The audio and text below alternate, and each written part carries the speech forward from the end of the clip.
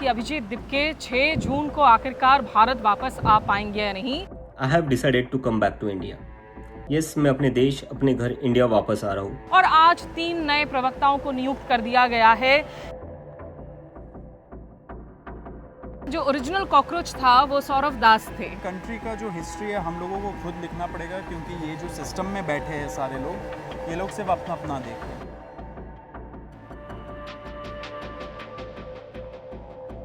Cockroach जनता party को परिभाषित कैसे कर रहे हैं? क्या ये एक राजनीतिक दल है? क्या ये एक राजनीतिक मूवमेंट है, एक सामाजिक मूवमेंट है? कैसे डिफाइन कर रहे हैं आप? 6 जून को मैं भी आप लोगों से जुड़ूंगा, ये आग्रह करने के लिए दिल्ली। तो कौन कन्विक्ट होगा, कौन अरेस्ट होगा, कौन अक्यूज्ड है, ये हम लोगों को नहीं पता है। Nobody is taking moral responsibility also. So our main demand is that education minister has to go, he has to resign. नमस्कार, आदाब। आपके साथ मैं स्मिता शर्मा हूं और आप देख रहे हैं मेरा YouTube station Smita Sharma journalist. आपको पता ही है इस वक्त काफ़ी सस्पेंस है इस खबर को लेकर कि अभिजीत दिपके 6 जून को आखिरकार भारत वापस आ पाएंगे या नहीं। वैसे कॉकरोच जनता पार्टी ने कुछ एक्शन पॉइंट्स ऑलरेडी जारी कर दिए हैं। उन्होंने लोगों को कहा है कि आप लोग कॉकरोच बनकर हमारे साथ वीडियो शेयर कीजिए, ग्राउंड रिपोर्ट शेयर कीजिए। और आज 3 नए प्रवक्ताओं को नियुक्त कर दिया गया है, जिनमें शामिल हैं political researcher, author, film maker Vijita Dahiya, साथ ही आपके आशुतोष रानका जो कि अलुमनस हैं IIT कानपुर और ग्लोबल मैनेजमेंट कंसल्टिंग फर्म मैकिन्सी के, और सौरव दास जो लीगल जर्नलिस्ट हैं। और जैसे जो लोग नहीं जानते हैं, CJI सूर्यकांत ने जब ये कॉकरोचेस वाली कमेंट दी थी तो एक्चुअली उनका निशाना जो ओरिजिनल कॉकरोच था वो सौरव दास थे, जो लगातार धुआंधार लेख लिखते हैं, रिपोर्टिंग करते हैं। सौरव, बाद में CJI ने कहा था कि नहीं, वो तो फ्रॉड, जिन लोगों के पास डिग्रियां नहीं हैं, लॉयर्स, उनको हमने ये बातें कही थी। आज आप ऑफिशियली कॉकरोच जनता पार्टी का हिस्सा बन रहे हैं, क्यों तय किया आपने ये? देखिए, आई थिंक एक टाइम आता है जहाँ पे हमारे जैसे लोगों को, people who are young, people who are the youth, and they have to lead the nation and they have to write their own lesson. तो आई थिंक ये कंट्री का जो हिस्ट्री है हम लोगों को खुद लिखना पड़ेगा, क्योंकि ये जो सिस्टम में बैठे हैं सारे लोग, ये लोग सिर्फ अपना अपना देख रहे हैं। किसी को स्टूडेंट्स की नहीं पड़ी है, इतने सारे पेपर लीक्स हो गए, इतने सालों से हो रहे हैं, ग्लिचेस हो जाती है एग्ज़ाम के टाइम पे, उस पर भी कुछ नहीं हो पाता है। So I think the people sitting in the system, they don't really bother for people like us. So it is time that we take responsibility in our own hands.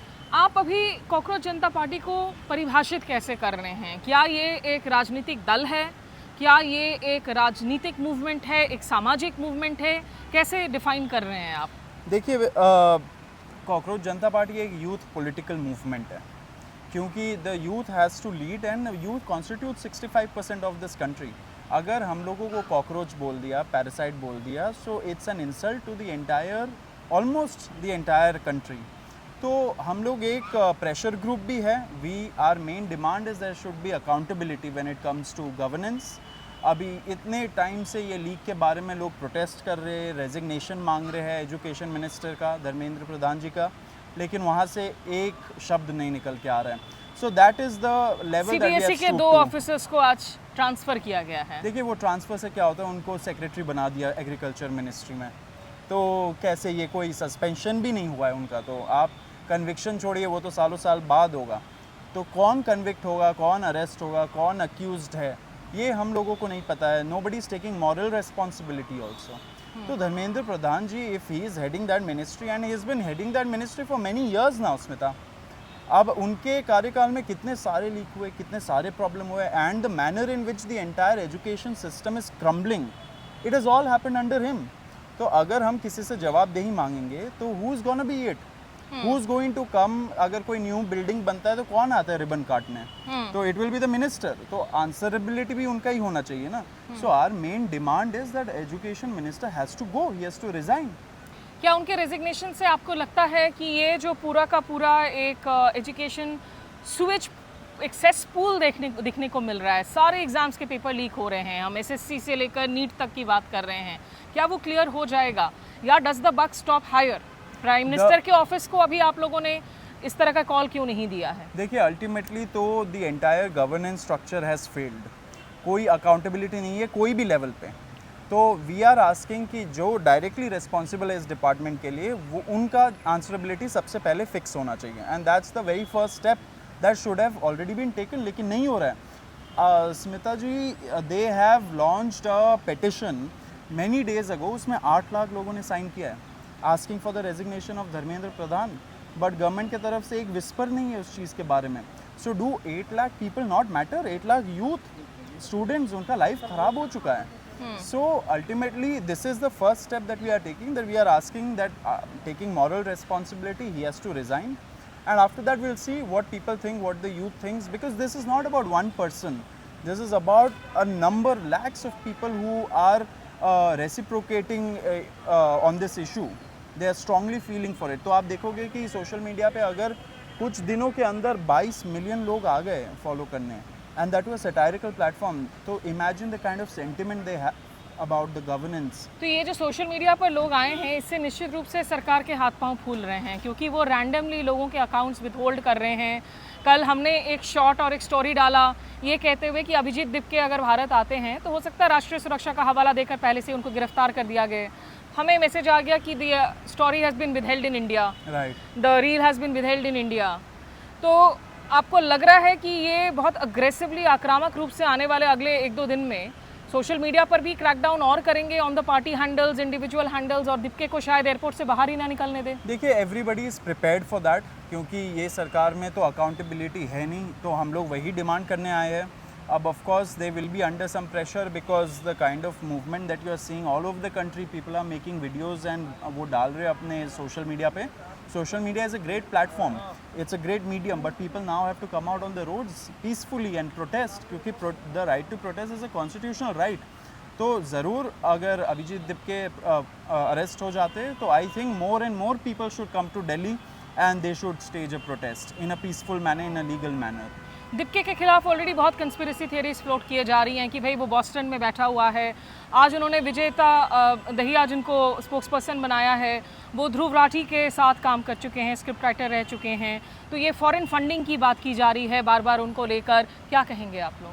देखिए, ये कॉन्स्पिरेसी थियरीज़ वगैरह is exactly that, ये conspiracy है, बस उनका stories है। कोई भी मूवमेंट होता है दुनिया के हिस्ट्री में, आप देख लीजिए, हर मूवमेंट के अगेंस्ट एक काउंटर नैरेटिव चलाया जाता है फ्रॉम द अदर साइड। अगर ये मूवमेंट सही जा रहा है, इसका मतलब कि काउंटर नैरेटिव भी चलेगा, एंड वही हो रहा है। फॉरेन फंडिंग क्यों चाहिए? मैं 50 रुपये का ऑटो करके मैं पहुंच जाऊंगा जंतर मंतर, अगर मुझे पहुंचना हो तो। वो George Soros does not need to give me 50 rupees, and उनको इतने सारे लाखों जो लोग हैं उनको बस ऑटो का खर्चा, कैब का खर्चा लेके आना है स्ट्रीट पे, उसके लिए क्या फंडिंग चाहिए? तो ऑल दीज आर रबिश। इसको मतलब कि I think it shouldn't be taken seriously also. And जहाँ तक बात है यू नो उनके प्रायर एसोसिएशंस का, they have given it up, they have said कि this has to be an consolidated effort from everybody, all political parties must come and support this. आखिरी सवाल सौरभ, क्योंकि जो क्रिटिक्स रहे हैं वो ये भी कह रहे हैं कि देखो दिपके की क्लोज एसोसिएशन रही है आम आदमी पार्टी के साथ में, आपके अच्छे रिश्ते रहे हैं अरविंद केजरीवाल के साथ में, और दिपके अभी भी कहते हैं कि भाई हमारे ताल्लुकात हैं मनीष सिसोदिया के साथ, वो मिलते हैं बॉस्टन जाने के पहले। क्या ये आम आदमी पार्टी का ही एक्सटेंशन है? और बहुत सारे वो कांग्रेस सपोर्टर्स हैं जो कहेंगे कि आम आदमी पार्टी का जन्म इसलिए हुआ था ताकि वो बीजेपी की तरफ से प्रोजेक्ट था कांग्रेस को कमज़ोर करने के लिए। तो इन दोनों पॉइंट्स पर आप क्या कहेंगे? देखिए, मेरे तो कोई संबंध है नहीं किसी के साथ भी। I am a journalist, I talk to everybody. मैं तो सबके साथ बात करता हूँ। मैं तो सरकार में जो लोग बैठे हैं वहाँ पे भी मेरे कई सारे दोस्त हैं। तो हमारा तो काम ही होता है, जैसे आपको भी पता है, हमारा तो काम ही है सबसे बात करना। रही बात उन लोगों की है, दे have said publicly that they have dissociated with that party and long back. तो ये कोई बात नहीं है कि अगर आप किसी के साथ पहले काम करते थे तो you can not stand for a cause और an issue. This is a cause of principles. यहाँ पे प्रिंसिपल की बात है कि अगर देश चलाना है तो अकाउंटेबिलिटी नहीं होगी क्या? Like this is a no brainer in a way. तो इनके जो पास्ट रिलेशंस रहे या अभी के रिलेशंस है, everybody has relations, but what really matters is what is the cause, what are the principles they are fighting for. Kyunki, and like I said, this movement is not about one person or two persons. Yeah, some people might be working on it 24/7, some people might be working on it 5 hours a day. अपना प्रयास है सब लोगों का, but this movement is for every one of those students that has been affected. Almost अगर आप सारे exams को मिला लो जहाँ पे लोगों का ये स्टूडेंट्स का लाइफ बर्बाद हुआ है और 1 करोड़ पहुंचता है वो फिगर। क्या वो 1 करोड़ लोग किसी पॉलिटिकल पार्टी से जुड़े हुए हैं?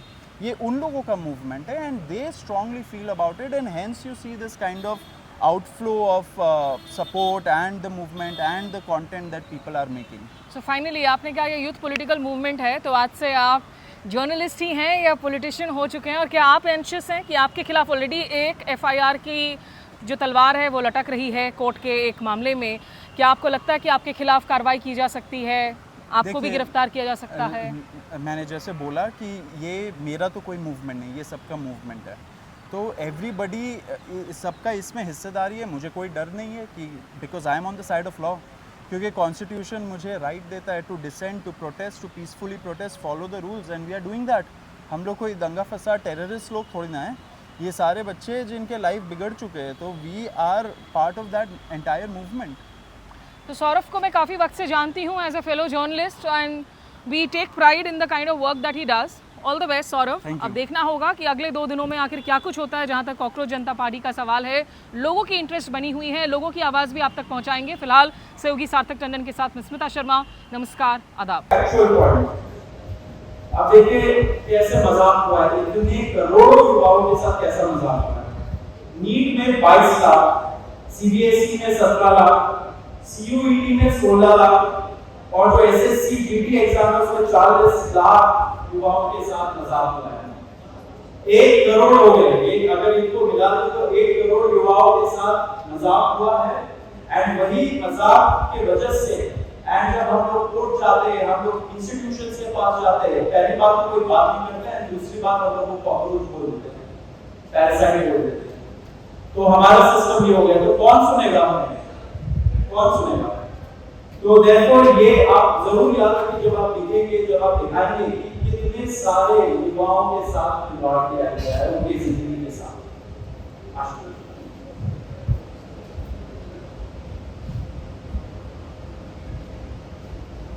1 करोड़ लोगों, 1 करोड़ बच्चों का future is at stake today. इतना सब कुछ होने के बावजूद धर्मेंद्र प्रधान जी रिजाइन क्यों नहीं कर रहे? क्या इस देश में अकाउंटेबिलिटी नाम की कोई चीज नहीं बची? क्या इस देश में कोई भी किसी भी प्रकार की हरकत के लिए जवाबदेह नहीं है?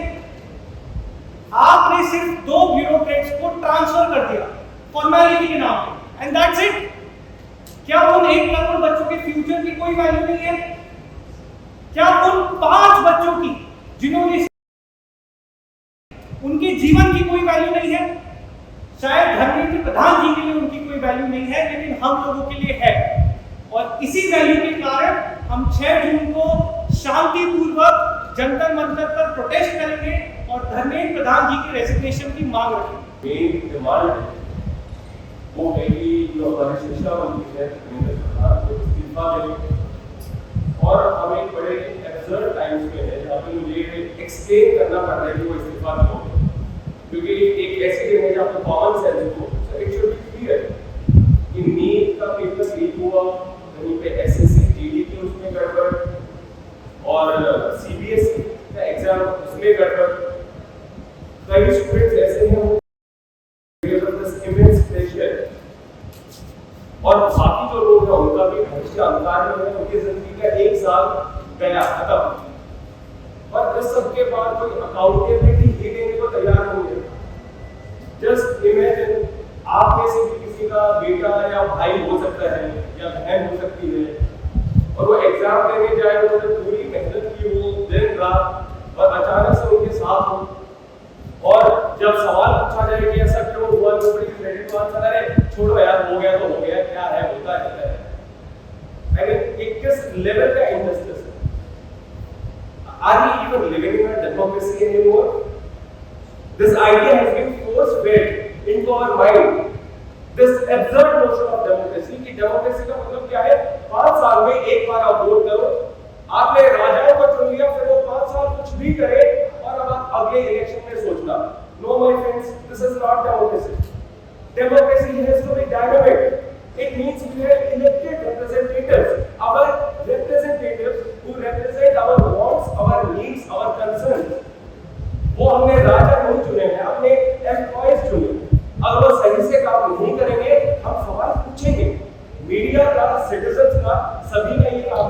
सवाल पूछे गए, अकाउंटेबिलिटी तय हो,